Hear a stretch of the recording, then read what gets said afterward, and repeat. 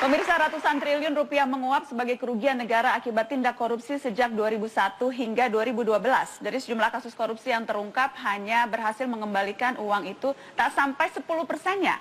Ini artinya koruptor tidak hanya mencuri uang kita, hak kita, tapi juga hidup mereka disubsidi oleh rakyat. Untuk mengupas hal ini, Mata Najwa mengundang Rimawan Pradiptyo, Deputi Penelitian P2EB Fakultas Ekonomika dan Bisnis Universitas Gadjah Mada, Yogyakarta. Selamat malam, terima kasih sudah bergabung, Pak Rimawan.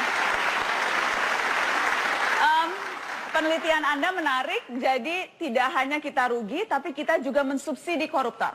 Iya, jadi itu yang saya teliti sejak tahun 2008 dengan mengumpulkan putusan-putusan MA yang ada di website. Dan kemudian kita masukkan itu ke dalam Excel files, kemudian kita mainkan dengan gunakan statistical package, software statistik, lalu muncullah analisis-analisis seperti itu. Ketika tadi salah satu hasil Anda, ya, hukuman finansial tidak sampai 1/10-nya. Ya. Realnya seperti apa? Jadi begini, jadi hukuman finansial ini saya definisikan sebagai denda, kemudian uang pengganti, juga perampasan aset yang hanya terkait dengan uang saja. Karena ada perampasan aset yang terkait dengan aset-aset lain yang non uang, tetapi di sana di dalam putusan itu tidak ada konversi nilainya. Kemudian ini yang jadi masalah. Nah, kalau ini kita gabungkan semuanya, itu hanya sekitar 8,97%, yaitu adalah hanya 15,09 triliun, sementara korupsinya adalah 168,19 triliun. Kita ada catatan angka-angkanya untuk membantu kita semua memahami lebih jelas soal ini. Kita saksikan yang berikutnya.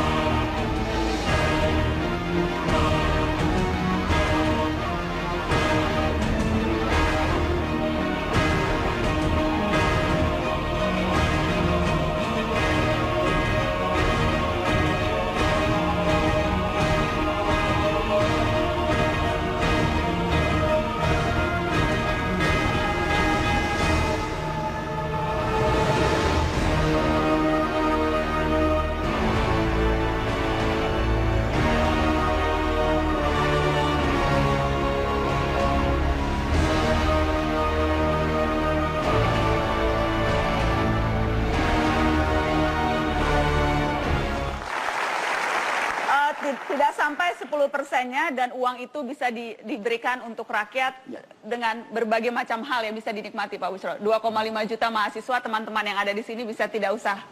Apa yang harus dikembalikan kepada negara kalau memang hitung-hitungan seperti ini? Oleh karena itu, suatu saat nanti Komisi Yudisial akan mengundang Pak Rimawan ini untuk berbicara di hadapan para hakim. Jangan suatu saat real, konkret Pak, langsung besok diundang. Biar hakim tahu. Anggaran kaya ini akhir tahun harus sudah tutup. Nanti tahun depan insya Allah kami akan undang.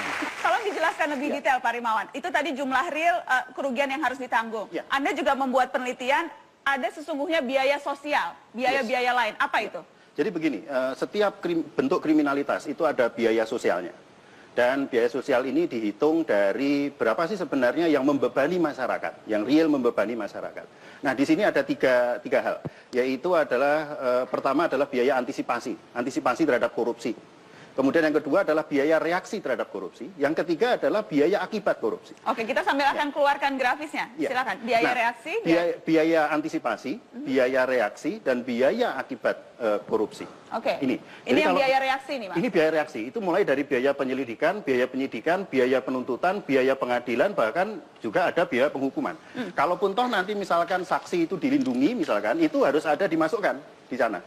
Tambahan lagi. Ya. Jadi kita di sini ada biaya reaksi itu banyak, ada KPK, ada BPK atau BPKP karena untuk menghitung biaya kerugiannya berapa itu, dan itu biayanya per laporan itu 53 juta per kasus. Yang mana, Mas? Untuk yang ini BPK-BPKP itu. Oke, 53 juta per kasus. Itu sudah biaya sendiri. Itu biaya sendiri. Oke, kemudian biaya pengadilan? Biaya pengadilan kalau ini kita ambilkan 33 juta per kasus. Ya.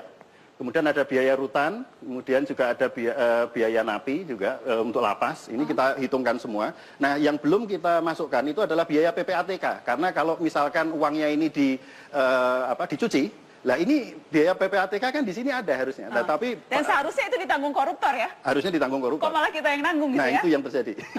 Total seluruh biaya reaksi saja itu ada hitung-hitung dengan biaya apa lagi? Itu biaya reaksi tadi ada, kemudian ada biaya apa namanya yang kemudian yang akibat dari korupsi. Nah, biaya akibat dari korupsi ini ada dua. Biaya yang ditilep, jadi uang yang ditilep. Kemudian ada dampak sosialnya juga harus dihitung. Hitung-hitung.